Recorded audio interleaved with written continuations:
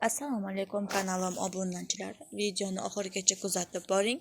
Like bosib obuna bo'lishni unutmang. Like bosgan insonni Xudoyim doim qo'llasin.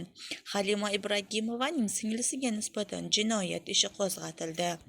Bugun 25-iyun kuni aktrisa Halima Ibragimova ijtimoiy tarmoqdagi sahifasi orqali singlisi Hanifaning ichki ishlar organlari xodimlari tomonidan hech qanday asossiz olib ketilgani haqida video chiqish qilgan edi. Mazkur holat yuzasidan Toshkent shahar Ichki ishlar bosh boshqarmasi matbuot xizmati izoh berdi. Qayd etishicha, jinoyat ishlar bo'yicha Nurafshon shahar sudi 1982-yilda tug'ilgan fuqaro X.I.ga nisbatan sirtqi qamoqqa olish tarzidagi ehtiyot chorasini qo'llash bo'yicha ayrim qilgan va uning ijrosini ta'minlash ichki ishlar organlariga yuklatilgan.